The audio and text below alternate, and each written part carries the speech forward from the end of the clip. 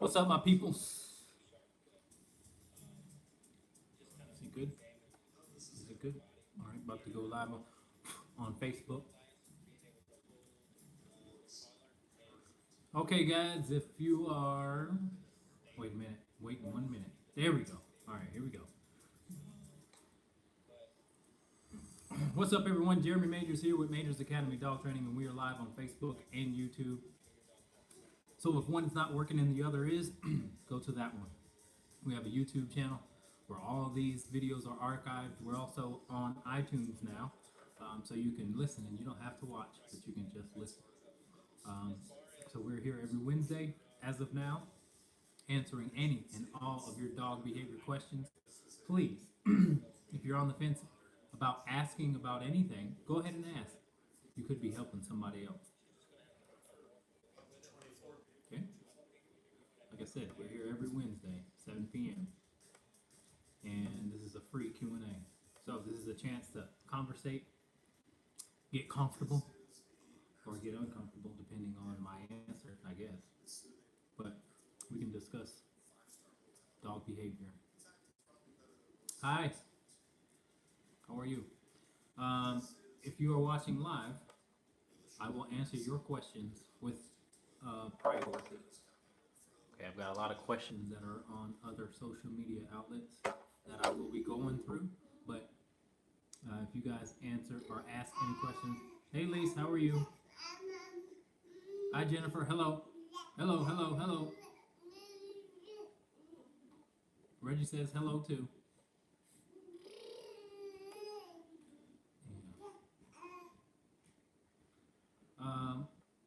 Yep, he gets pretty vocal around this time. It's getting close to his bedtime. Okay, why don't we go ahead and get started?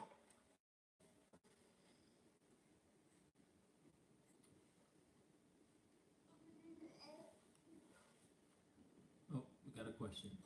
Yes, he is. He gets vocal around this time. I don't know what it is. All right. Do you have any tips on working with training blind dogs? That's fine. He's fine. Training blind dogs? Yeah. Training blind dogs, it is best, well, it is very useful if you can learn how to e-collar train the dog.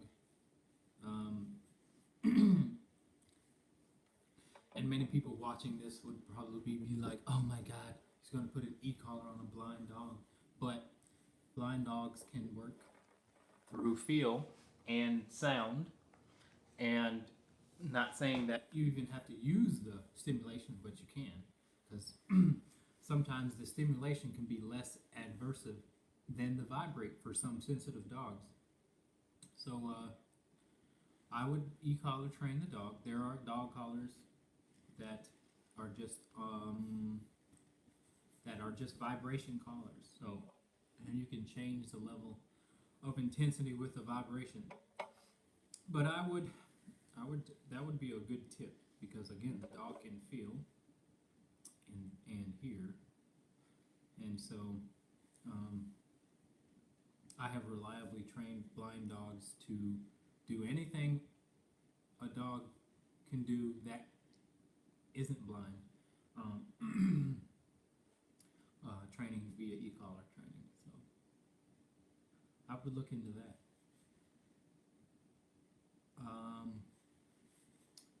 Yeah, the other thing is, you want to reliably get them to respond to your sound. And I do find that dogs that are blind or deaf, their other senses are pretty heightened for that reason. So deaf dogs are definitely a lot more able to read via eye contact.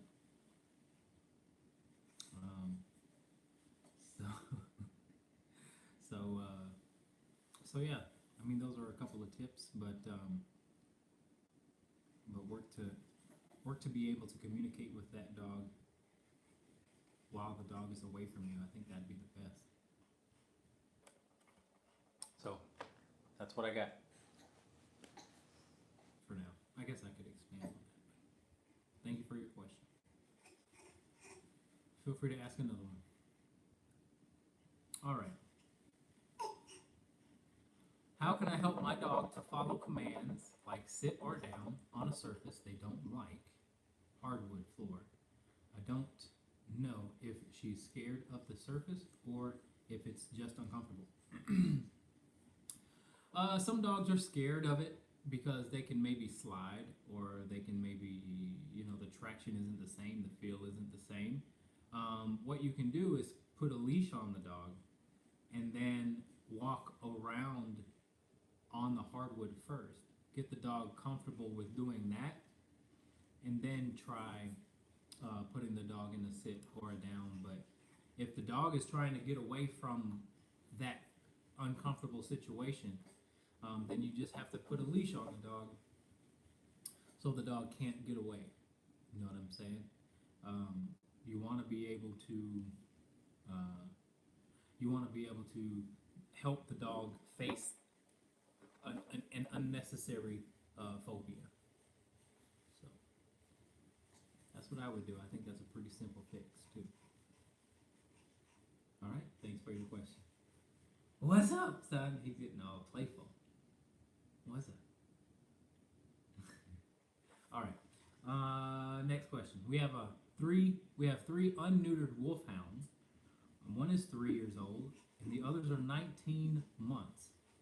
The younger boys can get grumbly. For health reasons, I don't want to neuter. Any suggestion to minimize the grumbling? When it comes to playing and grumbling, you have to take it in context. So grumbling is fine if the play is fair. If you see one is bullying the other, or one doesn't want to play and the grumble starts to happen, then you can stop it by just asserting yourself and letting them respect you and your presence and your words. But grumbling is fine. My dogs sound like they're fighting, but they're just playing. But that's because they know each other, and that's what you get when you have dogs who really know each other. They will start to, become vocal. Doesn't necessarily mean that they're going to fight or anything like that. When you see grumbling, when grumbling's a big problem is when dogs are not familiar with each other. Then then you want to be more cautious. But if those dogs intimately know each other, and here's the other thing: if you got those 2 younger boys and they're maybe fighting for who's better than the other, then you still maybe want to intervene for that, in that circumstance. So you might be right in being concerned about the grumbling, given the dynamics of your pack. But grumbling is fine for the most part when it comes to dogs who know each other. But you monitor your dog's play, and if you see that there's animosity between the two, then you just have to step in, okay, and help them respect each other, regardless if they get along. All right. Hope that helps. Feel free to ask as many questions as you want. I love to have a conversation format, so please feel free to ask as many questions as you want. You're not limited to one question. Okay. Melissa asks, is there a harness you like that could suggest, especially for deep chest dogs? I mean, it depends on what you want to do with the harness. If you want the dog to pull you or things, like a cart, or some people have harnesses that dogs pull weights. If you want a harness for that, then I would go to workingdog.com and buy a harness. Check out those harnesses. But if you want to just walk your dog, then I wouldn't use a harness because then your dog would just pull.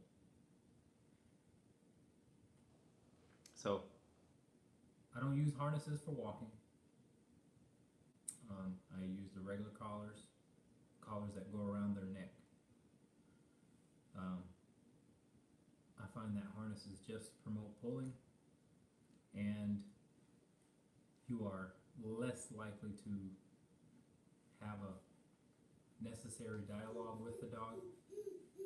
When you have a harness, they're just allowed to pull. That's right. Reggie agrees.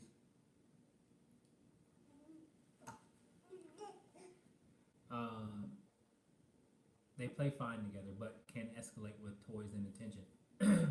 so yeah, you can definitely correct that. I'd be fine with that. And we have had bloody years. Yeah, so they're still trying to figure things out, but you can teach them how to respect each other despite toys, bones, and stuff like that. I have dogs that I can give chew toys, chew bones to, feed together, and they respect the fact that if one is finished eating, not to go over there and interrupt or try and eat the other dog's food, or if one has a chew bone, the other will, if one is finished before the other, then the other will respect that the other dog's still chewing and will not try and take. So you can teach them how to share in that regard too. You just have to correct them and pay close attention when when they decide to get sassy. Okay, thanks for your question. Okay, next question. Pam says, "Hi Jeremy, I have a 2-year-old boxer Rhodesian Ridgeback mix. Oh my. My problem is that she barks and howls non-stop when I'm gone from home, to the point where the neighbor is complaining to the police. She's so loud you can hear her even through the closed windows. I have not kenneled her yet when I'm gone. I used to till she was 1, and I'm trying that next. What do you recommend if she still barks from the kennel? I'm looking up a doggy cam to see if she does. I just get a bark collar, plain and simple. You get a bark collar, put it on the dog, and then you can relax. You can worry, and she can relax too. The dog needs to be freed of the anxiety being separate from you. So, okay, there's a couple of things you can do. The short and easy way, the easy way on your part would be to buy a bark collar. And I recommend, I'm going to go ahead and type in the brand for you. Let's see. I'm going to reply to you with the Dogtra YS, I think it's 800. Dogtra YS 800 is the type that I would choose for bark collars. Now again, that is the easy way on the human's part. The hard part is helping the dog realize that it can't do that and it shouldn't. So one thing that you can do to go ahead and help with that separation anxiety is to make it not a big deal that you go and come, especially the second one. When you come home, that dog should not be pet whatsoever. If you're petting the dog when you come home, then you are reinforcing the separation anxiety. You are petting anxious behavior. You don't want that. You want to pet calm, collected, composed behavior. So you may have to ignore or give the dog something to do when you first get home. That's right. Reggie agrees with me. So that's what I would try. If it's so bad that it's calling the police, I'd go ahead and get that bark collar because it's going to help her relax, and it's obviously then going to help you relax. But the bark collar is going to give her a correction when she barks. She'll do it once, and then she'll lay down. Okay? And go ahead and get that doggy cam, see if it works. But I'm thinking that may work. All right? Thanks for your question. Feel free to ask another one.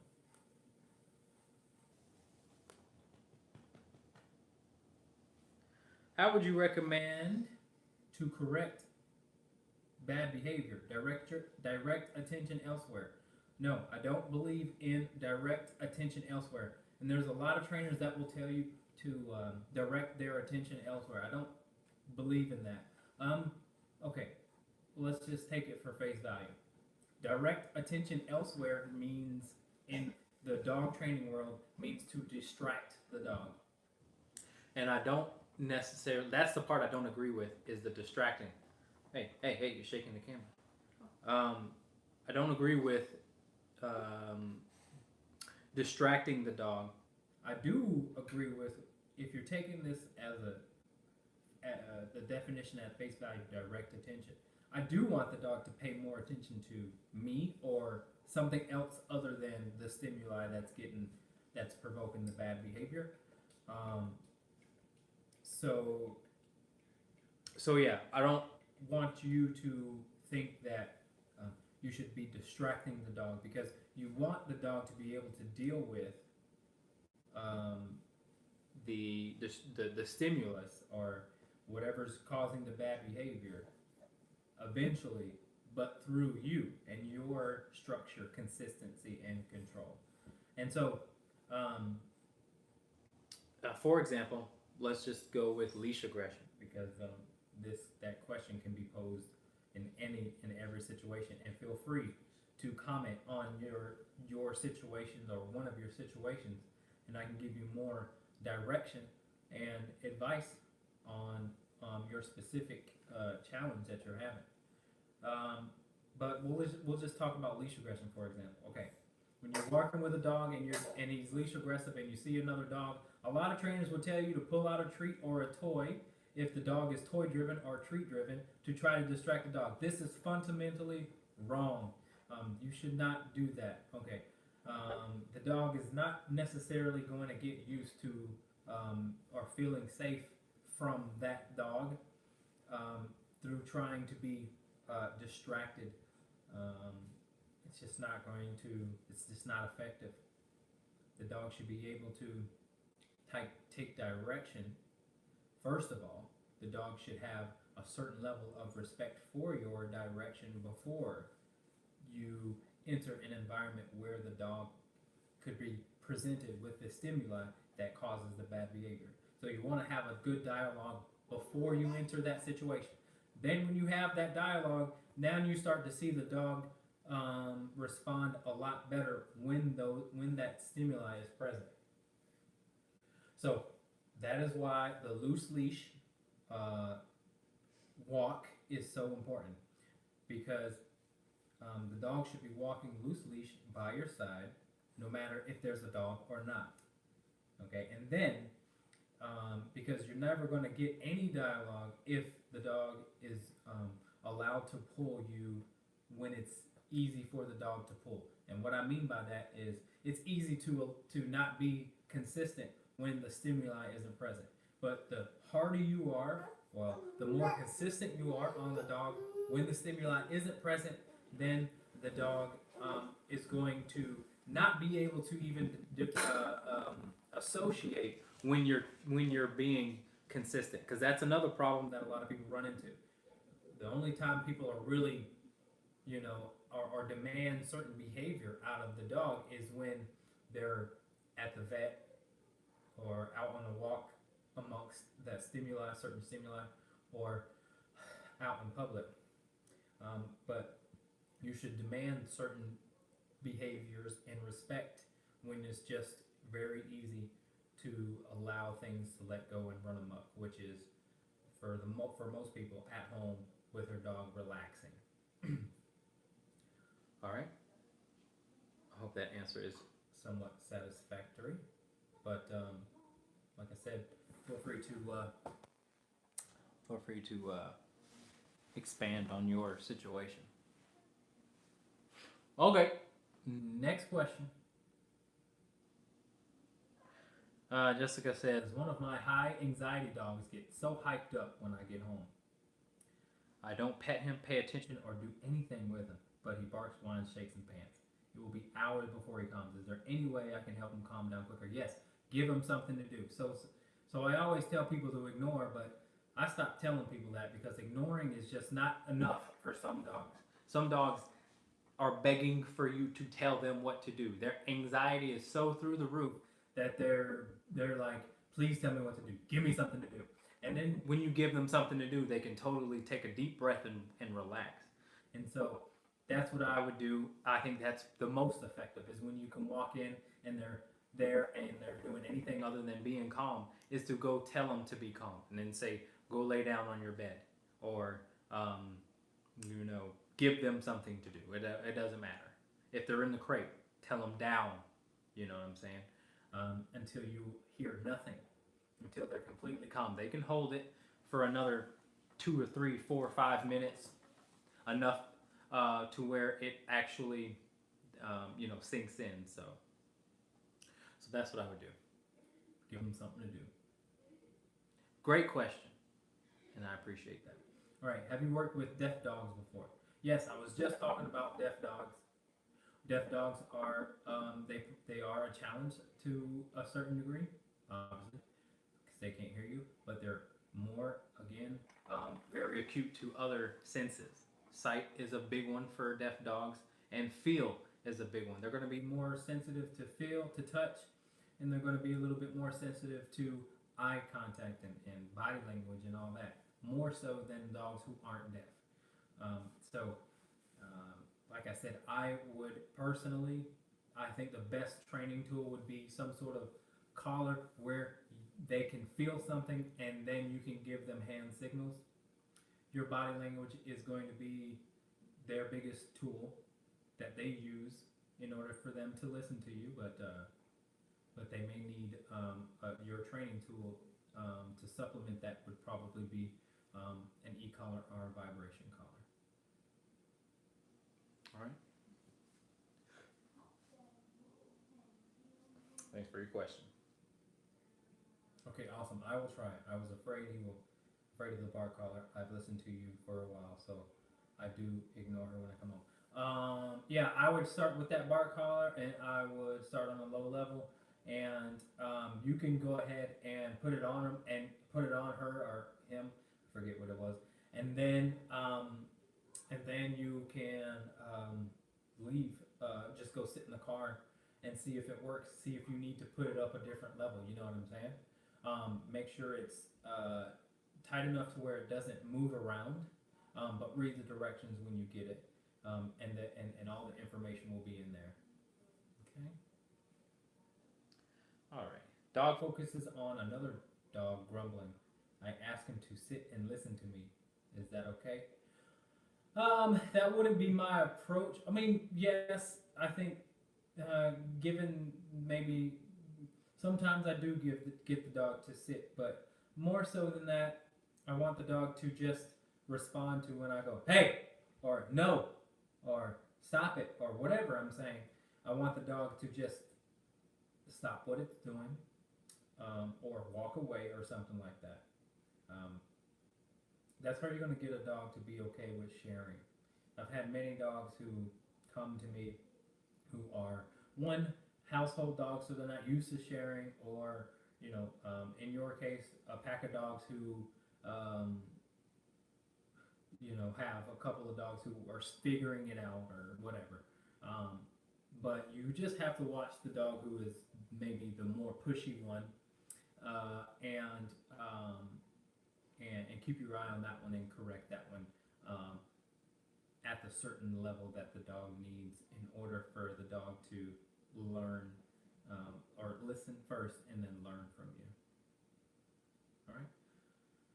How full is my training schedule? Booked out until April right now. That's what it's looking like. So that's it.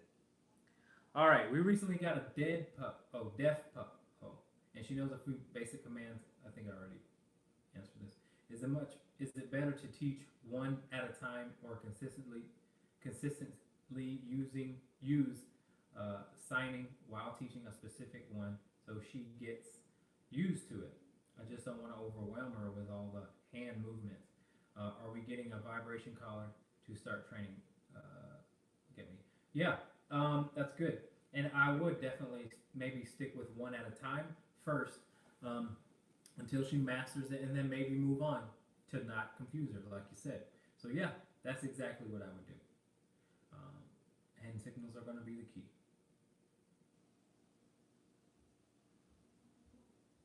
Okay, do you work with puppies? If so, what's the number one thing you always make sure you cover? Great question, Justin. Um, I do work with puppies, and the number one thing that I make sure that I cover is just teaching the dog patience, and um, via thresholds, uh, and recall. Obviously, puppies are going to be most likely to stick around because they're puppies, but because of that natural need to come to you, you can go ahead and start, you know, what's the dog training term? Shaping that behavior. So you can really just use a lot of shaping when it comes to puppies. And what that means is, obviously, the dog, again, naturally wants to come to you. You give that dog a treat when it comes to you.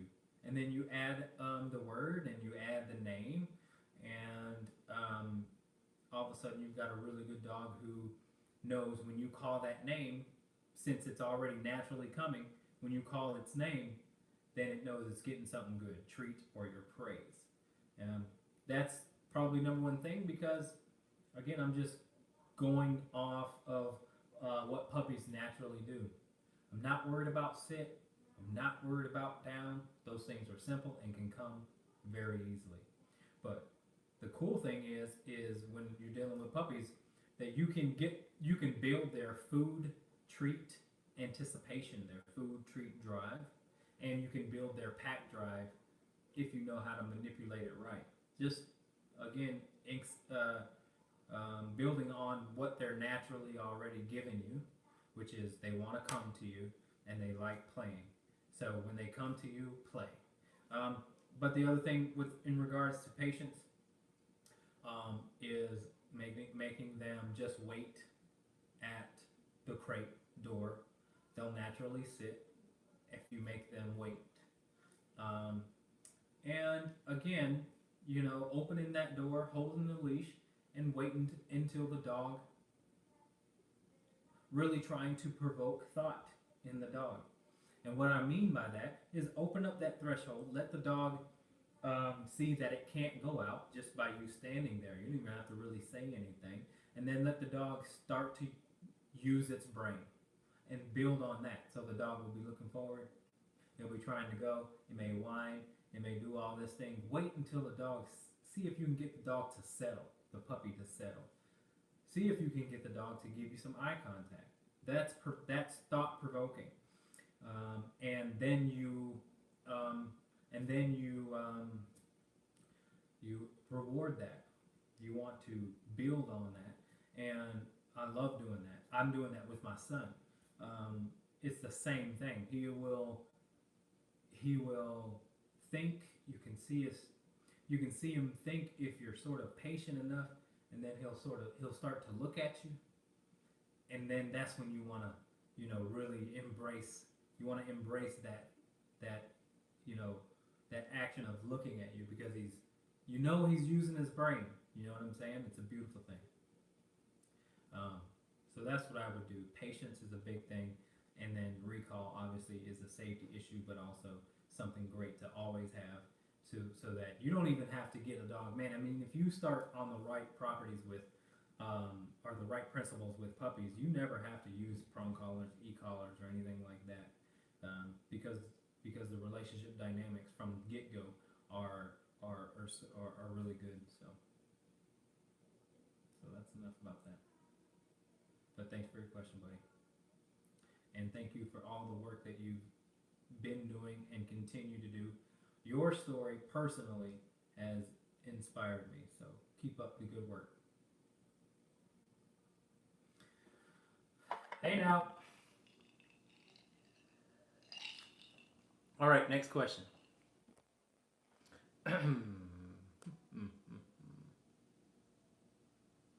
Okay.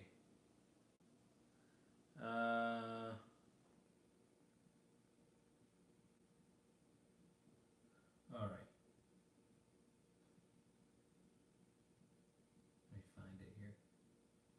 Okay, our male healer will snap his mouth at us when we ask him to do certain things.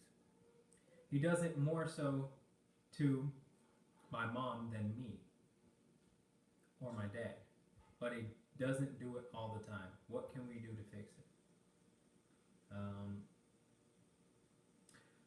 So you definitely have to correct the dog. You have to give the dog a consequence when that happens. The dog thinks it's okay to do so, and it also gets you guys, or in this case, maybe your mom, to stop doing what you're asking the dog to do.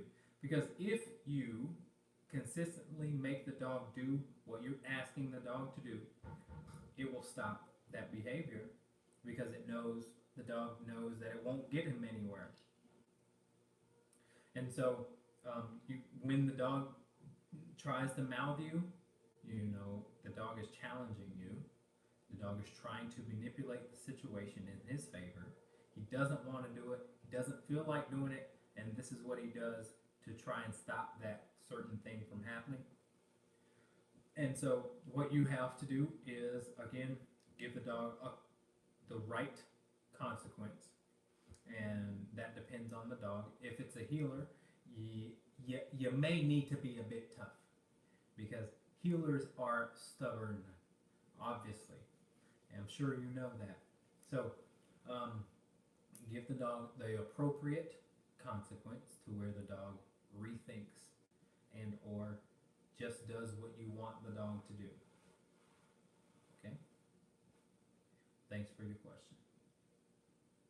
All right, guys, those of you who are watching live, feel free to ask as many questions as you want. This is how we keep this thing rolling really well. I like the whole conversation format instead of just answering questions. Okay? So feel free to ask as many questions as you like. All right, next question. Oh, got one live. You guys, live questions will be answered first too, just so you know. Okay, do you let your dogs have toys available at all times? What is your thoughts on giving toys? Depends on how they act with them. I don't mind toys all the time if they're okay. If they're not, then I give them toys based on how they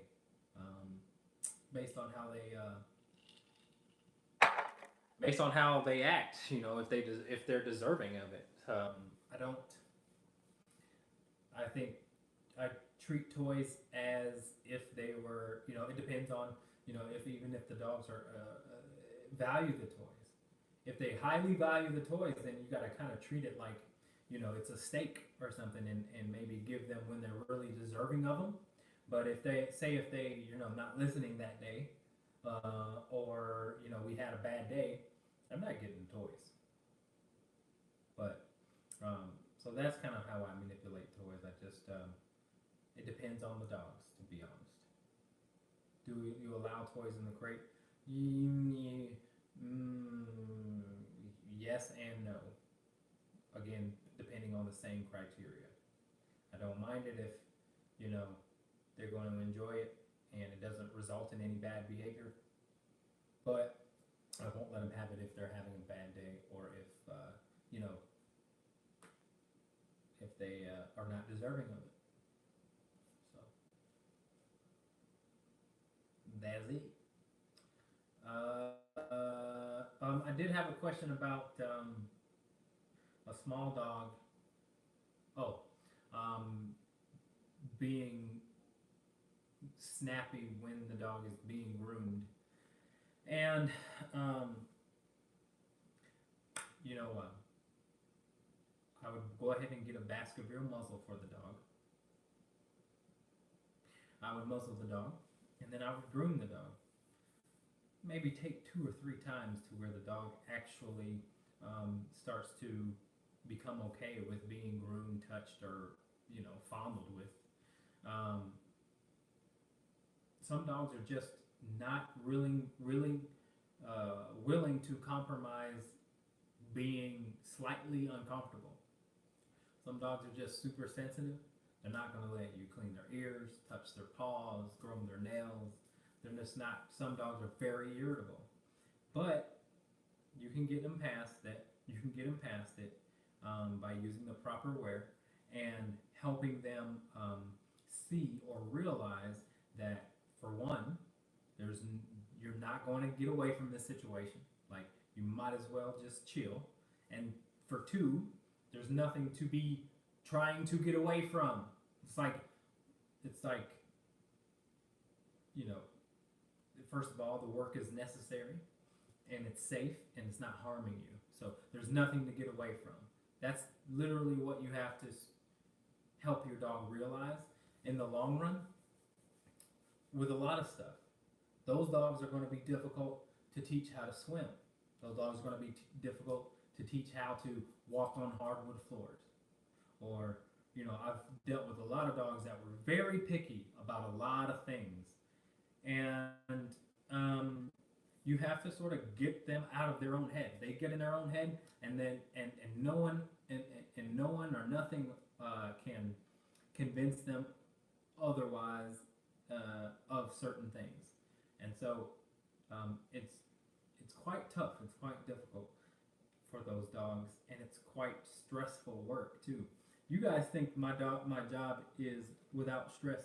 You should come train with me, because it's not. It's very stressful and it's very taxing, because you're dealing with, again, dogs who totally self-advocate and have been doing so for years in some cases, and they don't know how to be vulnerable. They don't know how to allow someone else to take control, and they will fight tooth and nail to be in control themselves. But that is the wrong mindset for those dogs, because it gets them big trouble.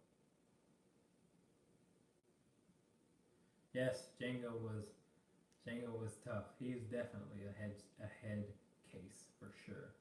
But the cool thing is we were able to see the vulnerable Django. You know what I'm saying? That's what's very rewarding about it. Now, after all the stress, after you can start to see the dog let go and be vulnerable, it is a very, very rewarding job. But it does take time for some dogs, especially dogs with special attributes. Like Django was a big guy, and so if he wanted to get something, or if he wanted something not to happen, it was like, I'm big, and people respect me for my size. You know what I mean? And so that got him to not have to face certain things until he met me. But that's with a lot of dogs. Little dogs is another attribute that makes certain hurdles very high and very tough to overcome. Little dogs are definitely ignored like they're not even dogs. They're just they're just harmless little rats or something like that, and it's really tough to get in some small dog's head, because they're not going to be challenged and pushed or demanded to behave like big dogs. So that's that. Okay, next question. I thank you guys for all these good questions. They're really good. They're going to help a lot of people out. All right, next question. You guys ready? All right, here we go. My pup is a boxer mix. She's a rescue and about 4 months old. She follows me everywhere. When I go to bed, room, bathroom, I shut the door, she scratches on it. How should I handle this at this age? You should let the dog, put the dog in the crate. Give the dog some crate time. All right, go ahead and get the dog some exercise. Next, 30 minutes to an hour, let the dog go ahead and take a nap in the crate away from you. When it's following you, it's stress. You want to alleviate the dog from that stress. You want to create that autonomy, that independence. It's only going to help the dog, help the dog with its anxiety. So go ahead and give the dog, put the dog in the crates. It's too young maybe yet to teach and demand that the dog stay in one place via place command or go to your bed. But give the dog some nap time, put the dog in the crate, let the dog relax away from you, and you relax as well. If the dog scratches at the crate and barks and all that, just open up the crate probably about an inch and then close it right away and say no. Right, so the dog will calm down. Okay. But that's what I would do. It's not healthy for the dog to be following you around. Okay. Last week you mentioned training a dog to like water. What is a good way to do this, especially this time of year? Mine will go in her kid's pool and splash around. Baths are almost impossible because she's trying to escape and will only go ankle deep in lakes and splash around. Great question. So there's actually dog training facilities or just dog facilities that have pools that will teach you step by step how to get your dog used to water. Okay, what they should do if they're not doing it, what they should do is go ahead and tell you or get you to buy a life vest for the dog when you're going to be teaching the dog to swim. Because the dog then doesn't have to account for sinking. And so that's sort of a mental crutch that you can alleviate from that training scenario. Get the dog a life vest, and then they'll usually have you in the pool with your hands underneath, maybe even supporting the dog with a leash on, and so you can kind of talk the dog through, calmly walk the dog through, getting used to the water, getting used to the legs and stuff like that floating around. So that's what I would do if I was going to just do it without, if it was just me, I'd put a life vest on the dog and I would put a leash on the dog and I would force the dog into the water, obviously keeping the head above water, keeping the chest above water, and slowly sort of loosening my grip as far as giving the dog more freedom to explore and get over its own fears and anxiety while it's in the water, and talking to the dog and all that good stuff. But you will have to use a certain amount of force because some dogs, again, just aren't going to be persuaded to go into the water. Some dogs are not going to take treats. They're not going to go after their toy. So you will have to physically pick the dog up or drag the dog in the water. But you want to end every session with the dog being calm and not bolting back out of the water. That's going to be key.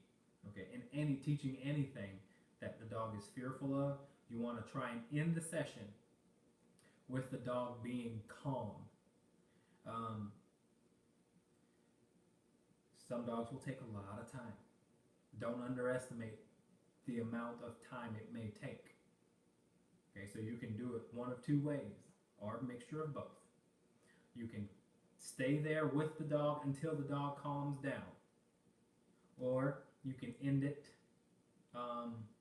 with maybe a better state of mind, not fully calm, but a better state of mind, and try again. And then you'll get there quicker again, and then again, and again, and again. So there's a couple of different ways you can help the dog realize that the water is actually something that they could enjoy. All right, thanks for your question. How do you help a fearful dog gain confidence? You can help a fearful dog gain confidence through your leadership and the trust that you've built. And in order to do that, you will have to get the dog to listen more. That's it. You want to gain confidence in your dog, help them listen more. If they listen, then they will be more likely to be open to things that they're fearful of. And in doing so, that's how you build confidence. Okay, so for example, if I've got a dog that is afraid of hardwood floors, and our walk is non-negotiable, which means the dog knows to walk with me on a leash. The dog knows that I'm not going to stop. The dog knows that I'm not going to stop if it decides it wants to stop. The dog knows that when I walk, it walks with me. The dog is in true follower mode. Okay, so that's getting the dog to listen very well. Then I can take the dog on the hardwood floor and still have that dialogue with the dog, and the dog may protest but will give in very quickly because we've already established a certain level of respect for my leadership. And so it's to build the confidence in your dog. Everyone says agility, and it's like agility to build confidence. Getting the dog to jump up on something builds confidence for what? Because I'm pretty sure the dog is fearful of people, dogs, and or whatever else. What's jumping on an object going to do? Right. So I wouldn't say agility would work, although I do think agility is necessary. I think agility is really necessary for a lot of dogs. Just on a practical level. If my dog knows how to jump and or go underneath, because one day, somehow, some way, the dog may have to jump over something and may have to go underneath something or through something. And if you have that dog that you can command that dog to do that, then you could potentially save your dog from disaster. For example, I had to one time go underneath a fence with my dogs to get away from a dog who was charging us, who I knew was going to start some trouble. I had 3 of my dogs, and they were all agility trained. And all I had to do was say in, and they all went underneath. I went underneath first.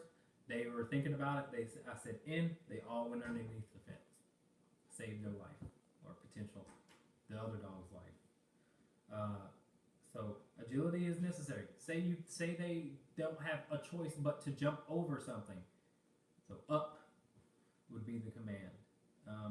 That's a very necessary and cool command to have. What if a dog doesn't know how to jump into a car? Up, let's go. Agility I think is necessary, but back to your question, Kayla. Building a dog's confidence is definitely has to do with how well the dog can listen to you, because again, it's all about the coach, right? Like if you've got a young athlete, a young child athlete, who you're not just going to throw them into a wrestling match with someone. You're going to coach them on how to become confident when it comes time to compete. You're not just going to say, go compete. What's practice about? Practice is about taking direction from the leader, which is the coach, and then building that confidence like that. So same thing with dogs. How should we get Rue to be okay with clipping her nails? She gets very upset and acts like we're hurting her when we even get close to a nail. Tried using the prong collar to keep her close, but it was still pretty tough. Is this how you would try? Use the e-collar to correct when she's crying and try to get away. No. So what I would do is I'd put the prong collar on her maybe, and then tie her up to something that she can't get away from. A stairwell, something heavy. And then if you're ever at all concerned that the dog is going to use its mouth, then you muzzle the dog, taking away all of the things that the dog can use to get away or manipulate the situation, which would be one, to physically just move, which is what you're doing with a leash, and or physically harm you, which is what you're going to do with the muzzle. And so, so one of the things that I do, well, there's a couple of ways on how to really get the dog to comply with nails. One of which is to put the dog on its side and get the dog to relax on its side. There's a video on it. I have a video, but I've never uploaded it to YouTube. But there's a colleague of mine who has a video on exactly how to get a dog to be real calm while laying on its bed. Cheers, Burnett. While laying on its side, and then you're able to do the nails. I'll try and find that video for you, and get that to you. So yeah, I want you guys to be able to clip her nails. She's got black nails, and yeah, Baskerville. I'll spell that for you. Baskerville. There you go. Okay. Yeah, that'd be the one that I'd use. Thanks for your question. Hope Rue's doing all right. Okay. All right. We'll have time for a couple other questions. If you guys have any burning questions, feel free to ask them. I'll answer you guys' first.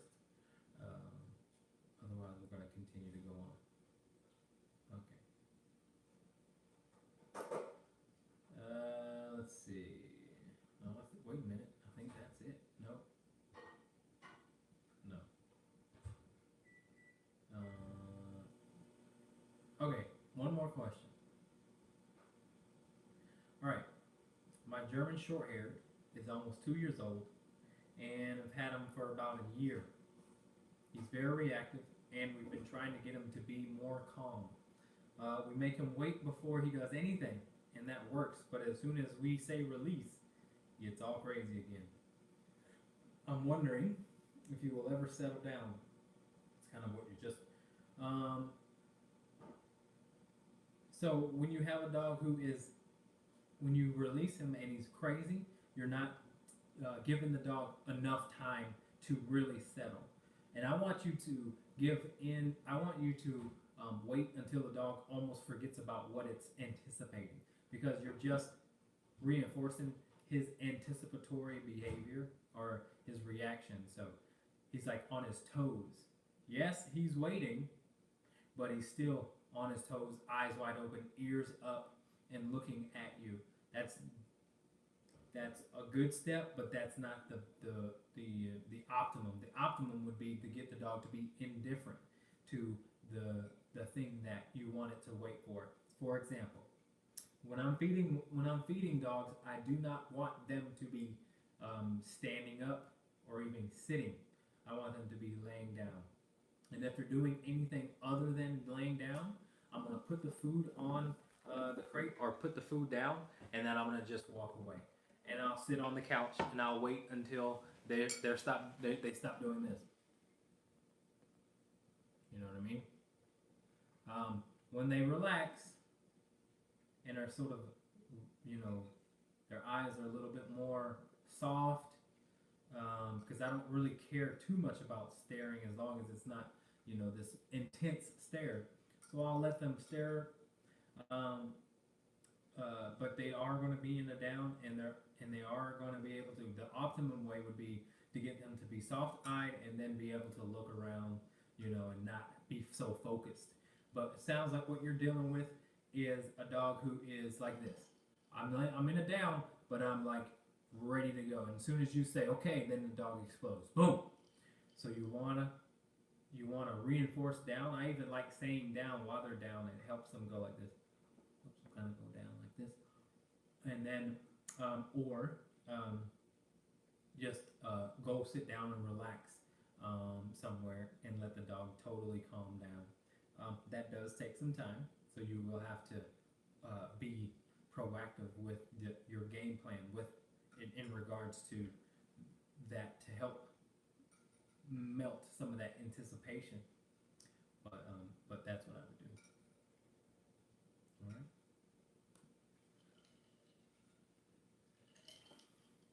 Okie dokie. Let's see. We'd like to have you come over to help us introduce an e-collar. For Wally, Wally doesn't need e-collar training. He's already e-collar trained. What are you talking about? All right. Kayla has. Kayla says we have a dog in rescue that shut down once. She was removed from her sibling. Her foster says she retreats to her. I know that you're talking about another dog. I'm just giving you crap. All right. We have a dog in rescue that shut down once she was removed from her sibling. Her foster says she retreats to her kennel, has become destructive, and occasionally growls when approached. She has been passed to a couple of different homes. I don't think she's getting the time she needs. But would you suggest forcing her from her kennel when she is uncomfortable? Yeah, maybe just shut the kennel door. Try starting with that, something very simple like that. Try shutting the kennel door so she finds comfort in other ways. But I think you're right. Dog just needs some time with someone to be able to figure things all out. When a dog is moved from place to place because of issues, it never has the ability to get over those issues. And dogs can get over all issues if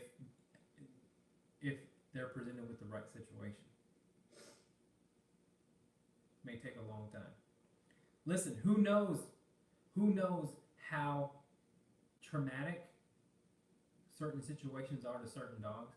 If you just compare it to what we deal with as humans in our childhood trauma, some people are still dealing with it, dealing with what happened to them when they were children. So if you're comparing that to the brain development of some dogs, there's no research on that, and there should be, because I'm very interested in how much that factors into and how long. But I mean, it's pretty impossible to really get some data on what scenarios affect certain dogs and in what ways and for how long do those scenarios, and how much should we expect from certain dogs, because some dogs, like we said, are very sensitive. Some dogs can handle being ran over by a bus and then get up and lick the bus. You know what I mean? And while some dogs can't even handle a damn Cheeto bag being, blown by the wind, some dogs freak out. So you have like two different, two opposites of the spectrum, and then you have dogs in between. But this is a big indicator for me. When I feel like a dog it's time to make the dog get over their phobias and fears, is when they start to get so comfortable that they're starting to act like a brat, right? I can always be empathetic to fear, and again, it goes on case by case, but brattiness I will never tolerate. Brattiness means you're comfortable enough now to be challenged and or corrected, but fear should always be respected, and you should always be empathetic to that, because again, some of these dogs, you just don't know what they go through, but that doesn't mean that they can't be pushed. You just got to know the individual dog. Okay, so that was a lot for that one little question, but there you go. How can I get my dog to socialize with other dogs, specifically females? Since we no longer have our other dog, she is very aggressive towards dogs. You have to take control of her and the other dog. Whenever you're socializing your dog with other dogs, it's best, not always feasible, but best to have control over the dog that you're trying to socialize with, and have control over your dog. That is the way to guarantee that your dog will get along. But that's easier said than done. But most importantly, you want to have your dog listen to you very well. And one of the things I push but never was at our old house to other dogs.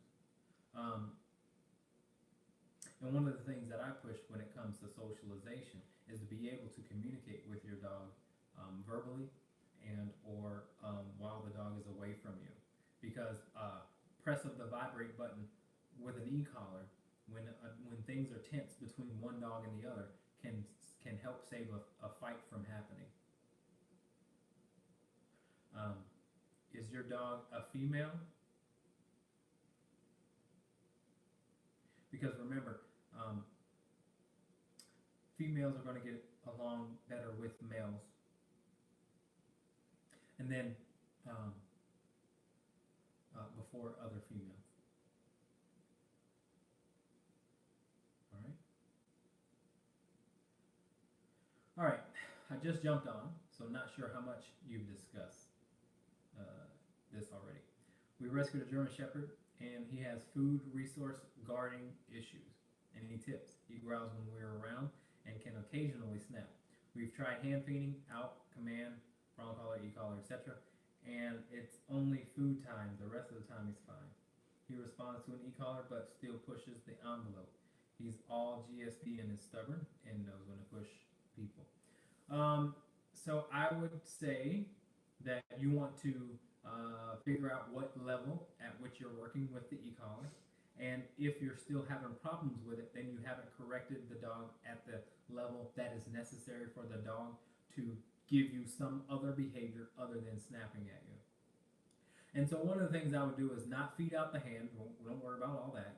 Don't touch the dog. Don't worry about that. There's trainers that will teach you how to do that. That'll tell you to do that. There's trainers that'll tell you to pet the dog while it's feeding and to hand feed. That's not necessary. Don't do that. That's a bunch of crap. Actually, don't touch your dog while he's feeding. Just let the dog, just make the dog do something for you in order for them to be fed, and the out command would be ideal. But to be patiently waiting with eye contact, involuntary eye contact, would be the optimum. That's the only thing that I require. Okay, so again, with the e-collar, I would work at the level that is going to work. Okay, so put the food down with food in there. If the dog goes for it, tell him no and sit. If the dog doesn't listen, repeat the command with stimulation and say no, sit, and then get the dog to sit for you. Okay, after you press the button on that e-collar, give the dog something to do. Very important. And then once it sits and it's patient, then the dog can have some food, some more. And then, after maybe 3 or 4 times of doing that, then do it while the dog is eating. Try to get the dog to say out, and then if it doesn't respond to just out, press the button on the e-collar and say it again, and then tell the dog to sit. Okay, that's what I would do. Thanks for your question. You're welcome. Okay, our girl is very friendly and social with other dogs, but has a problem understanding when another dog is done and tired. The other dog will even lay down panting. Our girl is certainly tired too, but seems afraid to just stop and relax. We're in the process of teaching lay down and settle, but I don't know if there's something else to try as well. No, there's nothing else to try. You just have to really get the dog to understand that it has to listen to you when it comes to what you want. That's the biggest thing. The dog should respond very well to your no. When you say no, or stop, or hey, or down, or whatever you want, the dog should really respond to you. And so you may, if the dog is not responding to your words, then you want to add a tool. All right, you want to add a leash, you want to add a prong collar, maybe an e-collar, but you have to get the dog to eventually take your word for it. If it's not, then you are leaving the dog to continue to maybe bully that other dog, because that sounds like what it's happening. You don't want bullying to go on, because that can potentially start a fight. And so you want to go ahead and teach the dog the deaf dog. Yeah, so you want to get an e-collar for the dog. Exactly, yeah. A vibration collar, yeah. And then when it looks at you, so here's what I would do with that collar and the deaf dog is when you use the vibration, the dog you should teach the dog to look at you, and you can do that in many different ways. But the dog is still going to be very present of your body language too, and so what you can start off on is vibration. And then when the dog looks at you, if it's treat motivated or toy motivated, give the dog the toy or treat. And so you're getting the dog used to,